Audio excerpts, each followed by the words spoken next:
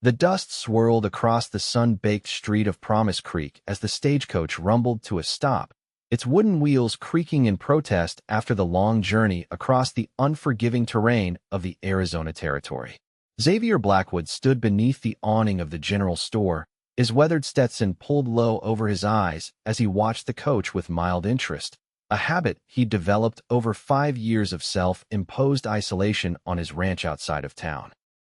It was the spring of 1878, and Xavier had long since given up on anything but his daily routine, tending his cattle, fixing fences, and making his monthly trip into town for supplies. At 32, he had resigned himself to the solitary life he'd built after returning from the war with nothing but nightmares and a determination to keep to himself. The stagecoach driver, old Barney Williams, secured the reins and climbed down from his perch, stretching his back with an audible groan before moving to open the coach door. Xavier was about to turn away when the first passenger emerged, a woman unlike any he'd seen in Promise Creek before. She wore a dusty blue traveling dress, simple but well made, and a small hat perched atop honey blonde hair that gleamed in the afternoon sun. Even from a distance, Xavier could see she was struggling with the steep step down, her gloved hand gripping the door frame as she peered uncertainly at the ground below. Before he realized what he was doing, Xavier found himself crossing the street, boots stirring up little clouds of dust with each step. He reached the stagecoach just as the woman was attempting to descend, her face a picture of determined concentration. "Allow me, miss," he said, the words surprising him as much as they seemed to surprise her.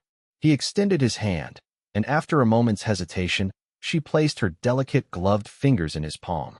The moment their hands connected, even through the fabric of her glove, Xavier felt a jolt of recognition so profound it nearly knocked him backward. Her eyes, the color of summer sage, widened slightly as she looked at him, and he wondered if she'd felt it too, that inexplicable certainty that had just changed everything. "Thank you, sir," she said, her voice carrying the refined lilt of the East, though there was a warmth to it that belied any stuffiness. "I'm much obliged for your assistance." Xavier helped her down, reluctantly releasing her hand once her feet were firmly on the ground. "Welcome to Promise Creek, Miss Preston."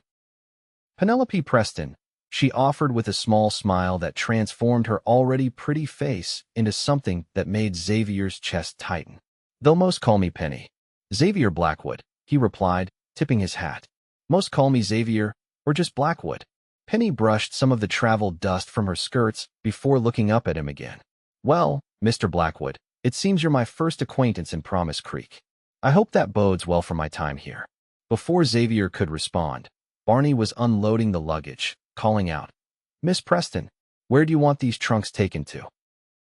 Penny turned toward the driver. "The boarding house. Mrs. Franklin is expecting me." Xavier raised an eyebrow. "You're staying at Martha Franklin's place?" "She mentioned a teacher was coming, but I didn't." "That would be me," Penny confirmed. "I've accepted the position at the school. I understand it's been without a proper teacher for some months now." Xavier nodded, suddenly understanding why Martha had been practically bouncing with excitement at church the previous Sunday. Promise Creek had been desperate for a teacher since old Mr. Jenkins had packed up and headed to California for his health last autumn. "Let me help you with your things," Xavier offered, already reaching for the larger of her 2 trunks. "Martha's place is just down the street." Penny hesitated.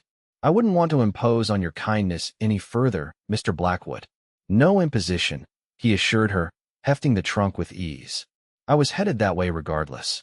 It was a lie, but one that fell from his lips with surprising comfort.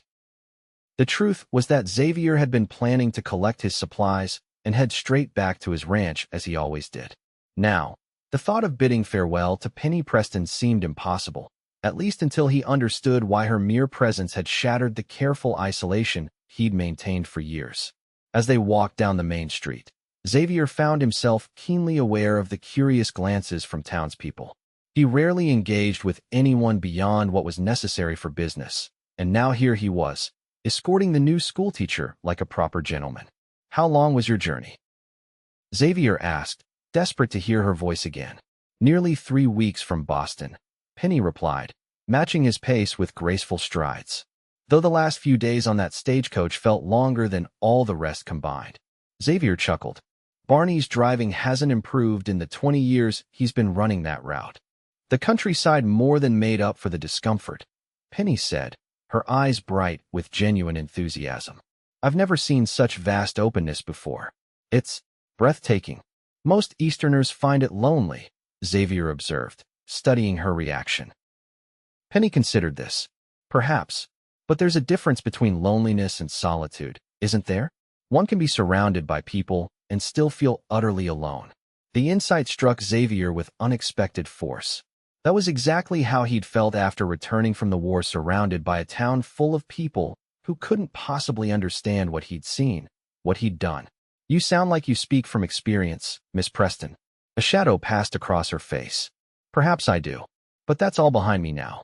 Promise Creek represents a new beginning. They reached the boarding house, a well-maintained 2-story building with a wide porch and window boxes filled with spring flowers.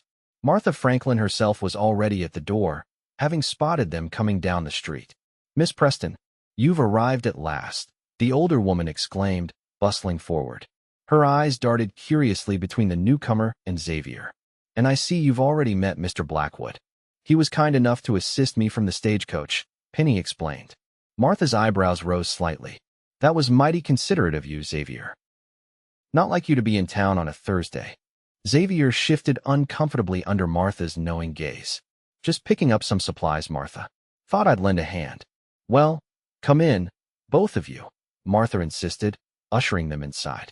I've got fresh coffee on, and you must be parched after your journey, Miss Preston. Xavier knew he should decline, make his excuses, and continue with his errands. Instead, he found himself following the women into the boarding house, still carrying Penny's trunk and unable to tear himself away from her presence. The sitting room was cozy and well-appointed, with comfortable furniture and lace curtains at the windows. Xavier set the trunk down and accepted the cup of coffee Martha pressed into his hands, watching as Penny removed her gloves and hat, revealing more of her honey-gold hair and the gentle curve of her neck. Now, Miss Preston, your room is all prepared upstairs, the one with the view of the mountains, as you requested in your letter, Martha explained. And I've arranged for you to meet with the school board tomorrow morning. They're quite eager to have you begin as soon as possible. Thank you, Mrs. Franklin. I'm anxious to see the schoolhouse and assess what supplies we might need, Penny said, sipping her coffee with evident appreciation. It's a decent building, Xavier found himself saying.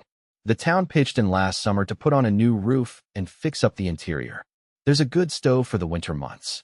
Both women looked at him with surprise, and Xavier realized he'd spoken more words at once than most people in town had heard from him in years. Do you have children in the school, Mr. Blackwood? Penny asked. Xavier shook his head. No, madam. No family to speak of, but I helped with the repairs. I do some carpentry when needed. Mr. Blackwood is being modest, Martha interjected. He's the finest carpenter in the territory. Built half the furniture in this house, including that writing desk in your room. Penny's eyes sparkled with interest. Then I shall think of you whenever I write my letters home, Mr. Blackwood. The simple statement shouldn't have affected him so deeply, but Xavier felt warmth spreading through his chest at the thought of Penny Preston sitting at his desk, pen in hand, perhaps glancing out the window toward the direction of his ranch. If you need anything else built for the school, I'd be happy to help, he offered, surprising himself once again. That's very kind, Penny smiled. I may take you up on that offer once I've assessed the situation.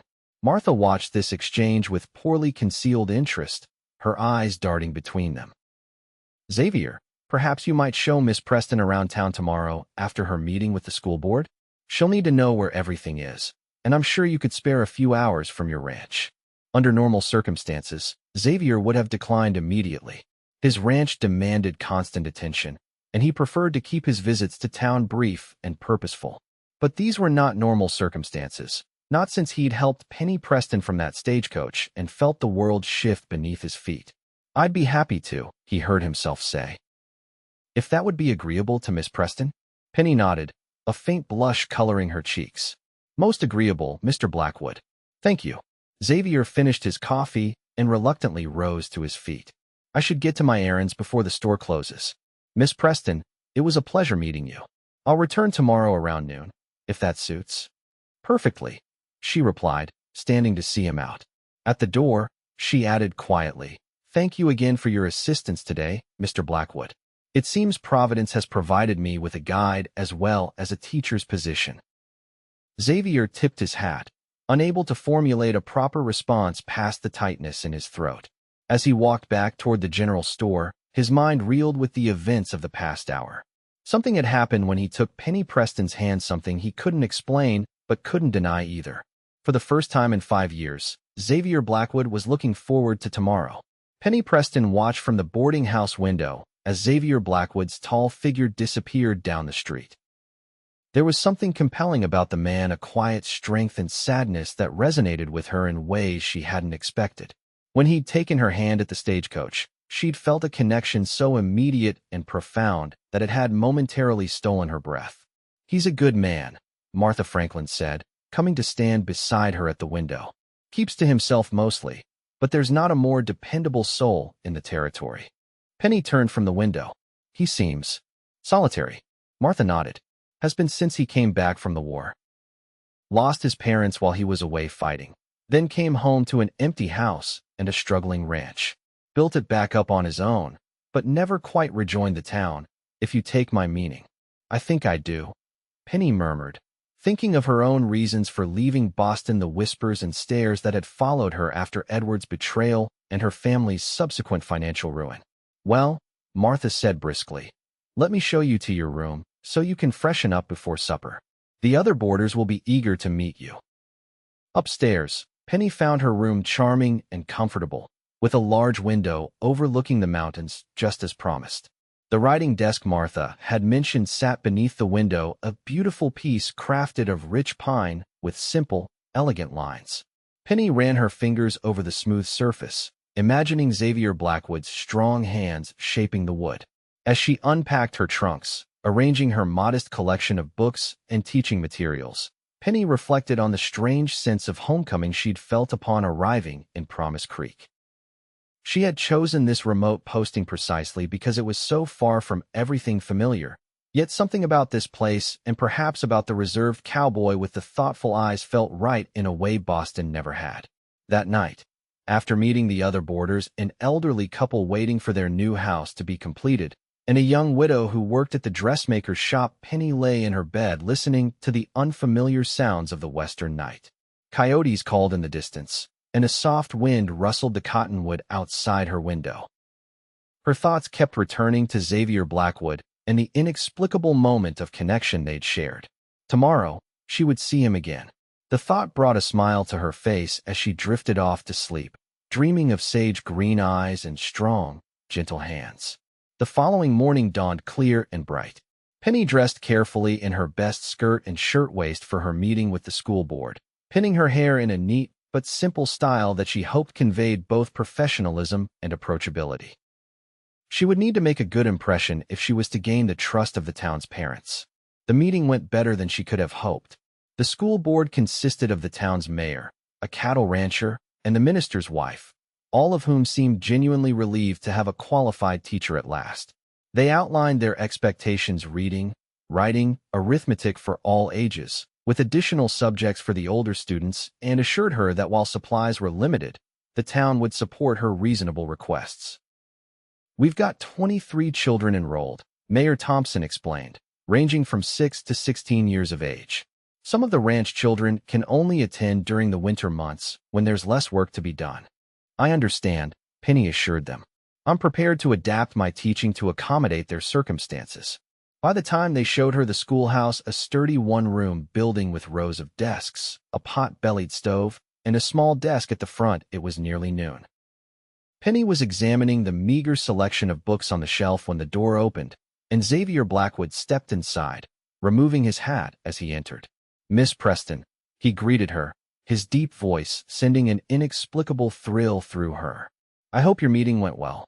"Mr. Blackwood," she smiled, suddenly aware of the school board members watching with interest. "Yes, very well indeed. These kind people have been showing me the schoolhouse." Mayor Thompson cleared his throat. "We'll leave you to get acquainted with the place, Miss Preston. School starts Monday morning at 8 o'clock sharp." After the board members departed, Penny and Xavier were left alone in the schoolhouse. Sunlight streamed through the windows, dust motes dancing in the golden beams, and the room felt suddenly smaller with his tall presence filling it. "What do you think?" Xavier asked, gesturing around the room. "Will it suit your needs?" Penny considered the space thoughtfully. "It's a good building, solid and well-maintained. The desks appear serviceable, though I'll need more books and perhaps a proper globe.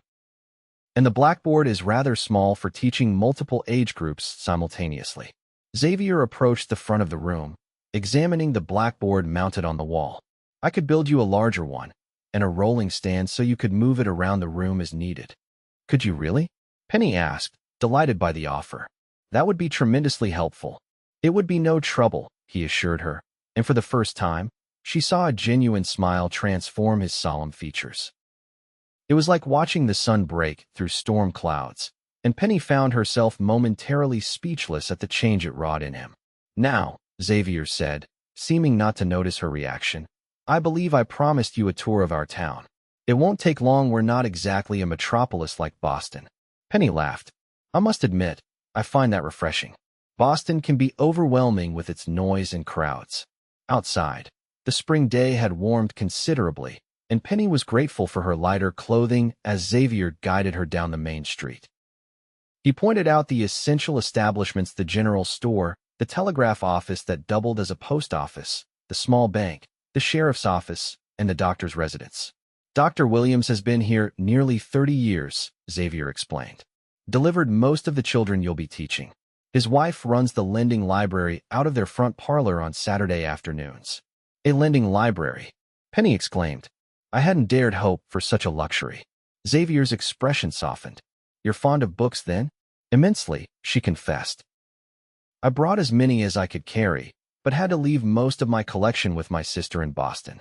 As they continued their walk, passing the church, the saloon, which Xavier noted she probably wouldn't have caused to visit, and the blacksmith shop, Penny found herself increasingly at ease in Xavier's company. Though he spoke sparingly, each word seemed carefully chosen, and he listened to her observations with genuine interest. "And there," he said finally, pointing to a building at the end of the street, "is Sarah Miller's cafe. Best food in Promise Creek, though that's not saying much given the limited options. Would you care for some lunch?" Penny realized she was indeed hungry, having been too nervous about her meeting to eat much breakfast. "That sounds wonderful." The cafe was small but inviting, with checkered tablecloths and vases of wildflowers on each table. A plump, cheerful woman greeted them warmly, her eyebrows rising slightly at the sight of Xavier with a companion. "Xavier Blackwood, twice in town in as many days? The world must be ending," she teased good-naturedly. "And with our new schoolteacher, no less. Miss Preston, this is Sarah Miller," Xavier introduced them. "Her stew is the only thing that gets me through the winter months." Sarah laughed, ushering them to a table by the window. "Flatterer. Now sit yourselves down, and I'll bring you some of today's special chicken and dumplings that'll make you forget all about Boston cooking, Miss Preston." As they settled at the table, Penny noticed several townspeople glancing their way with undisguised curiosity. "I believe we're causing quite a stir, Mr. Blackwood." Xavier shifted uncomfortably. "I'm not often seen socializing. I apologize if the attention makes you uncomfortable." "Not at all," Penny assured him. "Though I am curious why someone who clearly values his privacy would offer to escort a newcomer around town." Xavier was silent for a long moment, his eyes meeting hers with an intensity that made her breath catch. "When I helped you down from that stagecoach yesterday, something happened. I can't explain it, but I felt it too," Penny admitted softly, her heart racing at the confession. "A kind of recognition, as if I'd been waiting for you without knowing it," Xavier finished, his voice barely above a whisper. The moment hung between them, fragile and profound, until Sarah returned with 2 steaming plates of food. The interruption broke the spell, and they both turned their attention to the meal, though Penny found her appetite diminished by the butterflies that had taken up residence in her stomach. As they ate, their conversation turned to safer topics: the history of Promise Creek, the surrounding ranches, the seasonal rhythms of life in the territory. Xavier proved to be knowledgeable about the area's natural features, describing hidden waterfalls and ancient Native American dwelling sites with unexpected eloquence. "You should write some of this down for the school children," Penny suggested. Local history is so important, and it sounds like you know more than most about this region. Xavier looked surprised by the suggestion. I've never thought of myself as a historian. Everyone has stories to tell, Mr. Blackwood. Sometimes we just need someone to listen. Their eyes met again, and Penny saw something shift in his expression, a cautious lowering of defenses that made her heart beat faster. After lunch, Xavier walked her back to the boarding house, pausing at the gate. I hope you found the tour helpful, Miss Preston. Immensely, she assured him. And please, call me Penny. Miss Preston makes me feel like I'm still in Boston. A smile tugged at the corner of his mouth. Then you must call me Xavier. Xavier, she repeated, testing the name on her tongue. Thank you for today. It's made me feel much more at home already. He hesitated, seeming to struggle with something. Finally, he said, the school board mentioned you'll need to visit some of the outlying families to introduce yourself before classes begin. My ranch isn't far from several of them. I could, that is, if you'd like. I could take you around tomorrow. The offer clearly cost him some effort, this man so accustomed to solitude voluntarily extending his time in her company. The significance wasn't lost on Penny. I would appreciate that very much, Xavier. What time shall we start? Relief softened his features. I'll bring the wagon around at 9, if that's not too early. 9 is perfect, she confirmed. I'll be ready. As Xavier tipped his hat and turned to leave, Penny watched him go with a curious mixture of excitement and apprehension. Something was happening between them, something neither of them had anticipated, but that seemed as inevitable as the changing seasons. That night, as she prepared for bed, Penny found herself standing at the window, gazing out toward the distant mountains where Xavier's ranch lay hidden in the darkness. What kind of home had he built for himself out there alone? What kind of life did he lead? The questions swirled in her mind as she drifted off to sleep, anticipation for the morning making her dreams restless yet sweet. Xavier arrived precisely at 9 the next morning, driving a well-maintained wagon pulled by 2 handsome bay horses. He had dressed with evident care. His shirt was crisp, his dark hair neatly combed beneath his hat, his face freshly shaved. The sight of him waiting at the gate sent Penny's heart into a flutter that both exhilarated and alarmed her. Good morning, she greeted him, descending the porch steps in her practical riding skirt and sturdy boots. She had pinned her hair more securely than usual, anticipating the wind on the open road. Morning, Xavier replied, his eyes warming as they took in her appearance. You look prepared for the journey. I hoped I would. Penny smiled, accepting his hand to climb onto the wagon seat. I've never visited a cattle ranch before. Xavier settled beside her, leaving a proper distance between them on the seat. We'll save my place for last, if that's agreeable. The Jensen family is closest to town. They have 3 children who'll be in your school. As they drove out of Promise Creek, the landscape opened before them, rolling hills giving way to vast grasslands dotted with sage and occasional stands of cottonwood trees along the creeks. The spring air was fresh and invigorating, carrying the scent of wildflowers and sun-warmed earth. It's beautiful, Penny breathed, taking in the panoramic vistas. So different from the crowded streets of Boston. Xavier glanced at her. You don't miss the city? Penny considered the question carefully. I miss certain aspects, the libraries, the concerts, some dear friends. But I found that a place is more than its buildings and entertainments. It's the feeling it gives you, the sense of belonging or not belonging. And do you feel you might belong here? Xavier asked, his voice carefully neutral though his hands tightened slightly on the reins. It's early days yet, Penny replied softly, but yes, I think I might.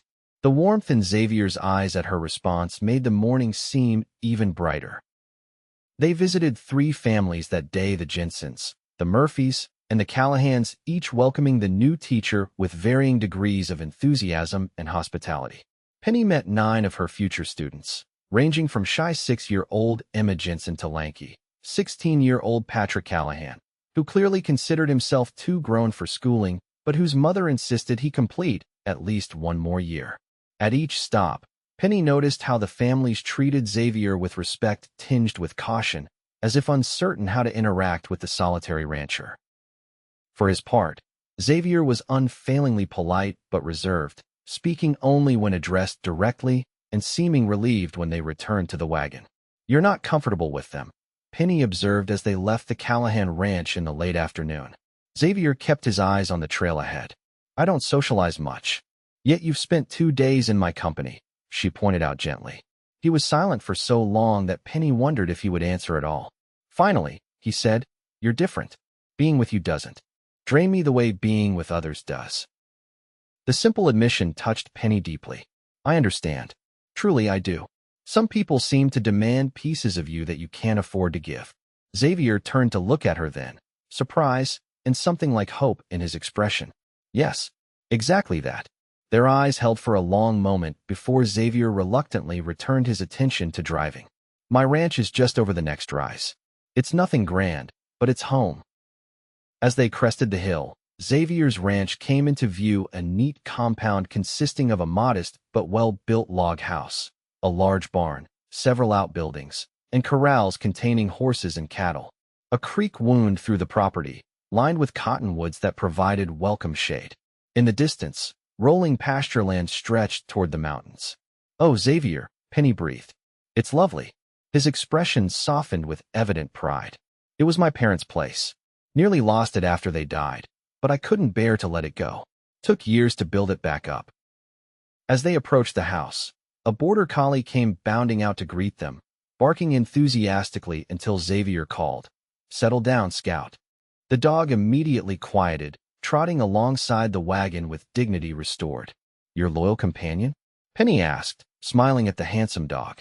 "Best cattle dog in the territory," Xavier confirmed, a note of affection in his voice. "In good company on long winter nights." He helped Penny down from the wagon, his hands strong and sure at her waist. The contact, brief though it was, sent warmth spreading through her body despite the cool afternoon breeze that had sprung up. "Would you care to see inside?"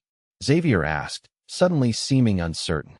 "I can offer coffee, at least, before we head back to town."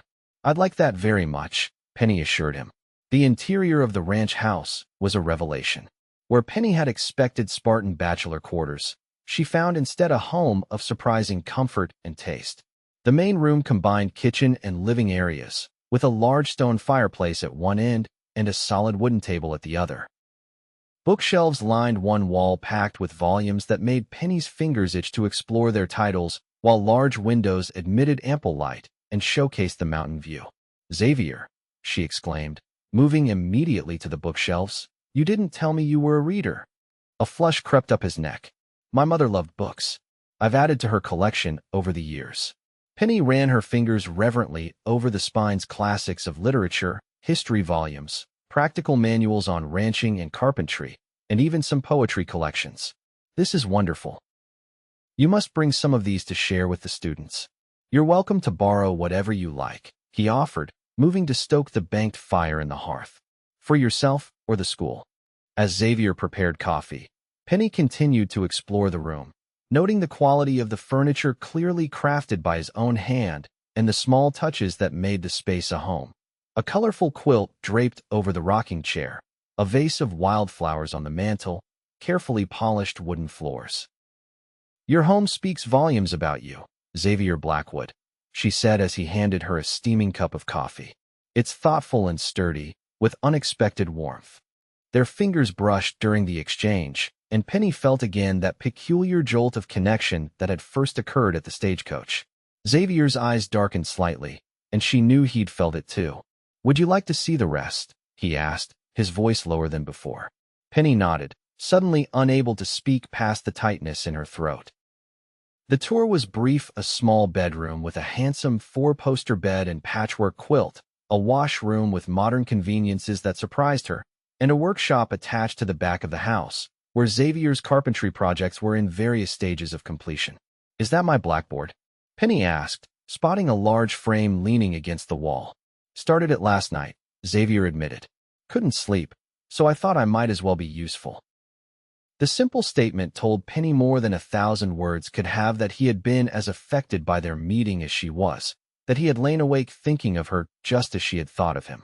Outside again, Xavier showed her the barn and introduced her to his horses, the bay team that had pulled the wagon, his personal mount, a magnificent black stallion named Thunder, and a gentle mare called Willow that he suggested might be suitable for Penny to ride if she ever wished to explore the area. "Do you ride, Miss Preston?" he asked, watching her stroke Willow's velvety nose. Penny, she reminded him with a smile. And yes, though it's been some years. My father kept horses outside Boston, and I learned as a girl.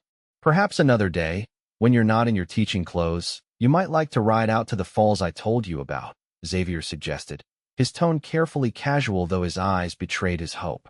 I would enjoy that very much, Penny replied, her heart quickening at the thought of more time in his company. As the sun began its descent toward the mountains, Xavier reluctantly suggested they should start back to town. Martha will worry if I keep you out after dark, he explained, helping her back into the wagon. The return journey passed in comfortable conversation, with Xavier pointing out landmarks and sharing stories of his childhood on the ranch. Penny found herself enchanted by these glimpses into his past, the boy who had fished in the creek, ridden these same hills, and dreamed beneath the vast western sky before war and loss had changed him. At the boarding house gate, Xavier handed her down from the wagon with the same gentle strength he'd shown all day. This time, however, he didn't immediately release her hand. "Thank you for today, Penny," he said, his voice husky in the gathering twilight. "It's been more enjoyable than I can express." Penny looked up at him, suddenly aware of how close they were standing, of the warmth of his hand still holding hers, of the intensity in his gaze that made her breath catch. "Thank you for showing me your home," she replied softly. "It helped me understand you better." For a moment, she thought he might say more, or perhaps even bend to kiss her, though they had known each other mere days. Instead, he released her hand reluctantly and stepped back, propriety reasserting itself between them. "Good night, Penny. I'll bring the blackboard to the schoolhouse tomorrow, if that's convenient." "Very convenient," she assured him. "Good night, Xavier." As she watched him drive away, Penny acknowledged the truth she could no longer deny. She was falling in love with Xavier Blackwood, the solitary rancher who had helped her from a stagecoach and somehow recognized in her the missing piece of his life. What was more startling was the certainty that he felt the same way, despite the brief time they had known each other. The weekend passed in a blur of preparation for Monday's first day of school. Xavier arrived on Saturday morning with the promised blackboard, a magnificent piece larger than she had expected, mounted on a clever rolling stand that would allow her to move it around the classroom as needed. "Xavier, it's perfect," she exclaimed, running her hand over the smooth surface. "How can I ever thank you?" "Seeing it put to good use will be thanks enough," he replied, though his eyes suggested her enthusiasm was reward in itself. He stayed to help her organize the classroom, building additional shelves for her books and repairing a few desks that had wobbly legs. They worked side by side in comfortable companionship, their hands occasionally brushing as they passed tools or books between them, each contact heightening the awareness that hummed between them. By Sunday evening, Penny felt as prepared as possible for her first day teaching, though nervous excitement kept her awake long into the night. When sleep finally came, she dreamed of Xavier, of his hands building things of beauty, of his eyes watching her with that mixture of hope and hesitation, of his deep voice telling stories of the land he loved. Monday morning dawned clear and bright, and Penny dressed with particular care in her best teaching dress, a practical but flattering blue cotton that brought out the color of her eyes. As she walked to the schoolhouse, she was surprised to find Xavier waiting on the porch, hat in hand. "I thought you might like these for your desk," he said, presenting her with a small bouquet of wildflowers he must have gathered at dawn. "For luck on your first day." Penny accepted the flowers, deeply touched by the gesture. "Thank you. I'm rather nervous, to tell the truth." "You'll be wonderful," Xavier assured her with such conviction that she couldn't help but believe him. "The children are lucky to have you." He left before the first students arrived, disappearing down the street toward the general store. Penny placed the wildflowers in a jar of water on her desk, their bright colors a reminder of his unexpected thoughtfulness as she welcomed her pupils for the first time. The day passed in a whirlwind of introductions, assessments, and establishing routines. By the time the last child had departed, Penny was exhausted but exhilarated. She had connected with each student in some way, finding sparks of interest and ability even in the most reluctant learners. She was gathering her things to leave when a knock sounded at the door. Xavier stood there, hat in hand once more, his expression uncertain. "I thought you might like to know how your first day went," he said, the ghost of a smile playing at his lips. Penny laughed. How thoughtful of you to ask. Please, come in. He stepped inside, closing the door behind him. The children seemed happy when they left. Young Emma Jensen was telling her mother all about the story you read them. You were watching? Penny asked, warmed by the thought. Xavier looked slightly embarrassed. I had business in town. Just happened to be at the general store when school let out. Penny didn't believe this coincidence for a moment, but found his concern endearing. Well, since you're here, would you mind walking me back to the boarding house? I have quite a stack of primers to carry. Xavier immediately moved to take the books from her arms. It would be my pleasure. As they walked through town together, several parents nodded in greeting, their expressions curious but approving.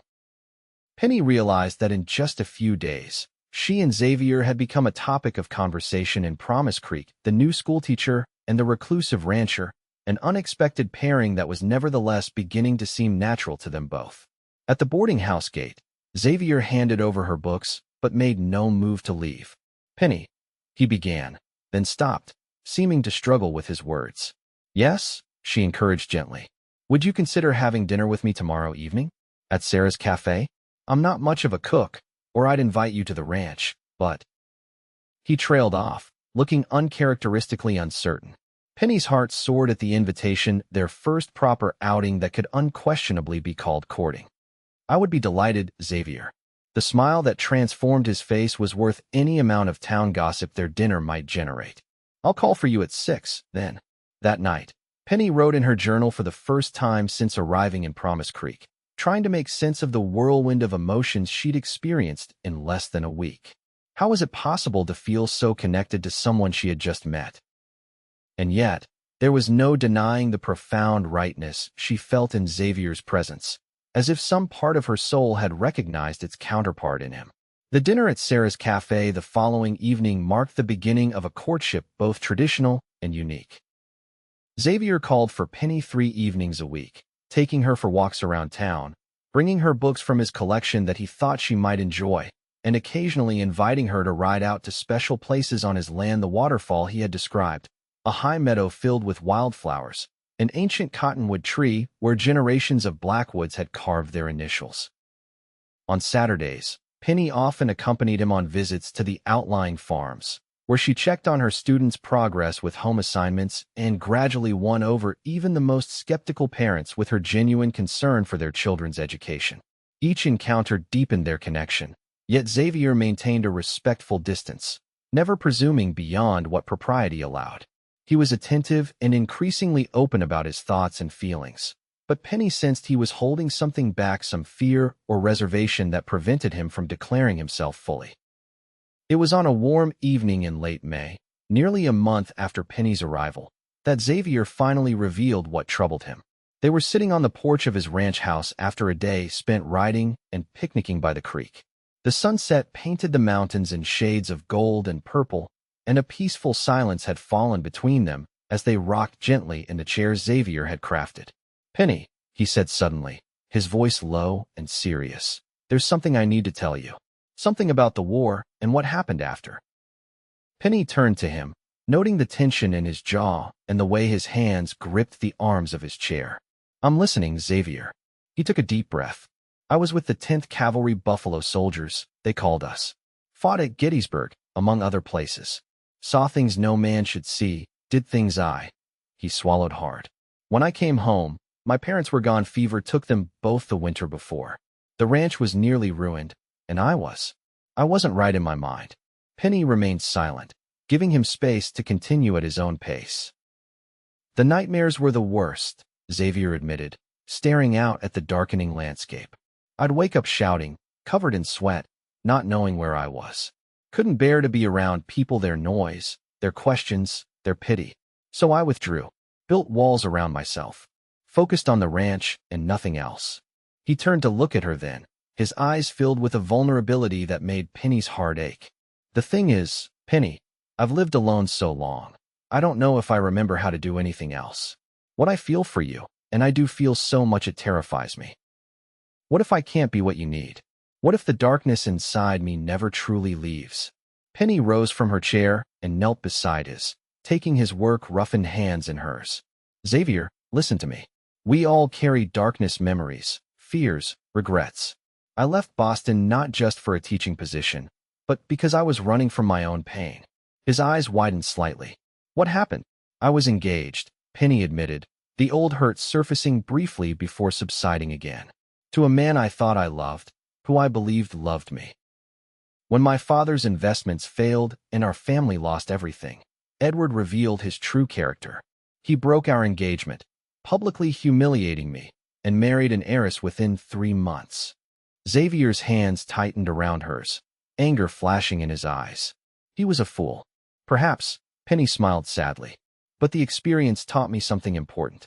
True connection isn't about circumstances or convenience. It's about recognizing something essential in another person, something that calls to your own soul. She reached up to touch his face gently. When you helped me down from that stagecoach, when our hands touched for the first time, I felt that recognition. I can't explain it, but I knew you were important, that you would matter to me in ways no one else ever has. Xavier leaned into her touch, his eyes never leaving hers. I felt it too. Like everything in my life had been leading to that moment, preparing me to meet you. Then trust that feeling, Penny urged softly. Trust us. I don't expect you to be perfect, Xavier.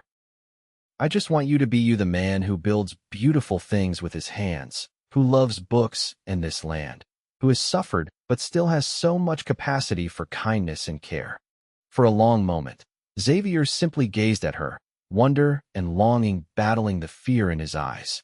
Then, slowly, he leaned forward until their foreheads touched. Penny Preston, he whispered, I think I've been falling in love with you since the moment I saw you in that stagecoach doorway. And I with you, Xavier Blackwood, she replied, her heart so full she thought it might burst.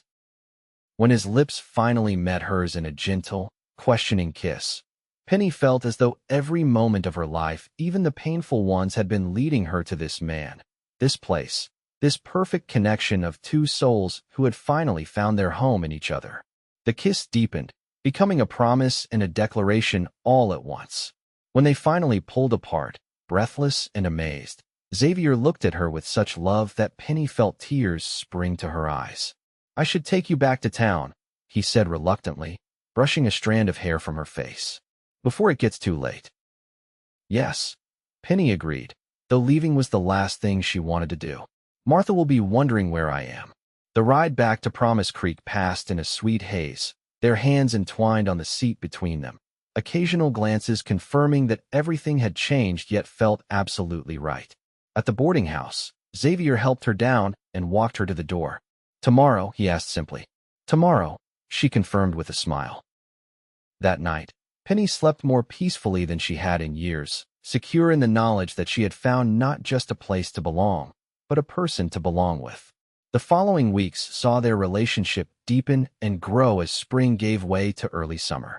Xavier became a regular visitor at the schoolhouse, helping with repairs, building additional furniture as needed, and occasionally assisting with lessons about local plants and animals. The children, initially wary of the quiet rancher, soon warmed to his gentle manner and evident devotion to their teacher. In mid-June, as the school term neared its end, Xavier invited Penny to Sunday dinner at his ranch, a significant step, as they both recognized. He had been working on something special, he told her, something he wanted to show her. When she arrived, driven out by one of the other boarders who was visiting a nearby farm, Penny found the ranch transformed. Xavier had planted flower beds around the house, built a new garden fence, and added a swing to the large cottonwood in the yard. Inside, the table was set with his mother's china, and the delicious aroma of roasting chicken filled the air.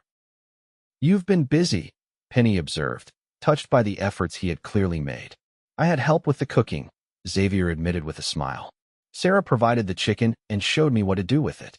But the rest, I wanted to show you what this place could be, what our life could be. Penny's heart skipped at the implication. Our life. Xavier took her hands in his expression serious yet filled with hope. Penny, I know we haven't known each other long in the usual way of counting time, but I feel as though my heart has known yours forever. These past weeks have been the happiest of my life, and I can't imagine going back to how things were before you arrived. He led her to the workshop at the back of the house and showed her what he had been building, a beautiful rocking chair sized perfectly for her. with intricate carvings of wildflowers along the arms and back. It's exquisite, Penny breathed, running her fingers over the polished wood. I made it for you, Xavier said, his voice low and earnest. For our porch. For someday, when perhaps you might be rocking our child to sleep. Penny looked up at him, her heart in her throat. Xavier. He reached into his pocket and withdrew a small velvet box. Opening it, he revealed a delicate gold ring set with a small but perfect diamond. It was my mother's, he explained. She made me promise to give it only to the woman who captured my heart completely. Kneeling before her, Xavier took Penny's hand. Penelope Preston, I love you more than I ever thought possible. Would you do me the extraordinary honor of becoming my wife? Of making this ranch our home? Of building a life with me here? Tears of joy spilled down Penny's cheeks as she nodded, too overcome for words at first. Yes, she finally managed. Oh, Xavier, yes. He slipped the ring onto her finger, his hands trembling slightly with emotion, then stood and gathered her into his arms. Their kiss was a seal on the promise they had just made, a promise of love, partnership, and a future neither had dared to imagine before that fateful day at the Stagecoach. They were married 2 weeks later in the Promise Creek Church, with the entire town in attendance. Penny wore a simple white dress that Martha and the other women had helped her make, with wildflowers in her hair instead of a veil. Xavier, handsome in a new suit, watched her walk down the aisle with such naked adoration that several of the townswomen dabbed at their eyes. The ceremony was brief but heartfelt, with Reverend Johnson speaking eloquently about love that comes unexpectedly but changes lives forever. When Xavier and Penny exchanged their vows, their voices were clear and certain, their eyes never leaving each other's faces. I now pronounce you husband and wife, the Reverend declared. Xavier, you may kiss your bride. The kiss they shared was tender yet passionate, a promise of the life they would build together. As they turned to face their friends and neighbors as Mr. and Mrs. Blackwood for the first time, Penny felt a sense of rightness so profound it brought fresh tears to her eyes. The celebration afterward was joyous, with tables set up in the churchyard, food contributed by every family in town, and music provided by local musicians. Xavier surprised everyone, including Penny, by leading her in the first dance, moving with unexpected grace for a man who claimed to avoid social gatherings. Where did you learn to dance like this? Penny asked as he guided her smoothly around the makeshift dance floor. My mother taught me, Xavier admitted with a small smile. She said every gentleman should know how to waltz, even if he lived on a cattle ranch in the middle of nowhere. She was a wise woman. Penny laughed, leaning into his embrace. I wish I could have known her. She would have loved you, Xavier said softly. Almost as much as I do. As the sun set on their wedding day, Xavier and Penny bid farewell to their guests and departed for the ranch, their ranch now, their home together. Scout greeted them enthusiastically at the gate, barking and circling the wagon as if he understood the significance of the day. Inside, Xavier had prepared one final surprise. The bedroom had been transformed with fresh paint, new curtains, and a handmade quilt in shades of blue and green that complemented the wildflower bouquet on the dresser. When did you find time to do all this? Penny asked, amazed at the changes. I may have had some help, Xavier admitted. Martha and Sarah are surprisingly good at keeping secrets. He lifted her into his arms then, carrying her across the threshold of their bedroom as tradition demanded. As he set her gently on her feet, his expression grew serious. Penny Blackwood, he said, testing her new name with evident pleasure. I promise to spend every day trying to be worthy of your love. She reached up to touch his beloved face. And I promise to remind you every day that you already are. Their kiss deepened, passion building between them as they surrendered to the love they had found so unexpectedly, yet embraced so completely. That night, they discovered each other in new ways, their bodies expressing what words could not fully capture, the miracle of two souls finding their perfect match in a vast and sometimes lonely world. Later, as they lay entwined in the moonlight that streamed through the window, Penny rested her head on Xavier's chest, listening to the steady beat of his heart. Do you believe in fate? She asked softly. Xavier's hand stroked her hair contemplatively. I never used to. Thought life was just a series of random events, some good, some bad, with no particular meaning. And now, He tilted her face up to his eyes reflecting the moonlight. Now I believe there are moments when the universe conspires to put you exactly where you need to be, like a stagecoach arriving at precisely the right time, and a cowboy who, for reasons he couldn't explain, felt compelled to help a beautiful woman down the steps. Penny smiled, remembering that first electric touch. One touch told him she was the life he'd been waiting for, she murmured. And he was right, Xavier whispered, bending to kiss her once more. In the years that followed, the Blackwood Ranch flourished, as did the love between Xavier and Penny. The nightmares that had once plagued Xavier gradually receded, replaced by dreams of the future they were building together. The walls he had built around himself came down stone by stone as he embraced not just his love for Penny, but connections with the wider community. Penny continued teaching at the Promise Creek School, riding to town each morning on Willow and returning each afternoon to the home that grew more beautiful with each passing season. Xavier expanded his carpentry work, crafting furniture that was sought after throughout the territory for its quality and artistry. Their first child, a daughter they named Sophia after Xavier's mother, arrived a year after their wedding, a beautiful girl with Penny's honey gold hair and Xavier's thoughtful eyes. 2 years later, they welcomed a son, James, who inherited his father's quiet strength and his mother's love of books. On summer evenings, neighbors and friends often gathered at the Blackwood Ranch for music and storytelling on the expanded porch that now wrapped around 3 sides of the house. Xavier, once the most solitary man in the territory, found himself surrounded by community, his home a place of welcome and warmth. Yet amid the fullness of their life together, Xavier and Penny never forgot the miracle of their beginning, that moment at the stagecoach when fate or providence or simple human connection had changed everything in the space of a heartbeat. On their 10th wedding anniversary, Xavier presented Penny with a special gift, a miniature stagecoach, exquisitely carved from a single piece of cedar, with tiny figures of a cowboy and a lady in a blue dress standing beside it. To remind us how our story began, he explained as Penny examined the detailed craftsmanship with tears in her eyes. As if I could ever forget, she smiled, leaning into his embrace. That moment changed everything. Xavier kissed her tenderly. Best moment of my life until I married you, until Sophia was born, until James arrived, until every day since, when I wake up beside you and thank whatever force in the universe brought you to Promise Creek. Penny set the carving carefully on the mantel and turned to face her husband, the love of her life, the man who had helped her off a stagecoach and into a future brighter than she could have imagined. I love you, Xavier Blackwood, she said simply. Today, tomorrow, always. And I love you, Penny Blackwood, he replied, his voice deep with emotion. With everything I am, everything I have, everything I'll ever be. As the sun set behind the mountains they both loved, painting the sky in shades of gold and purple, Xavier and Penny stood together on their porch, hands entwined, hearts beating as one, two souls who had recognized each other at first touch and built a life of joy, passion, and abiding love in the vast beauty of the American West.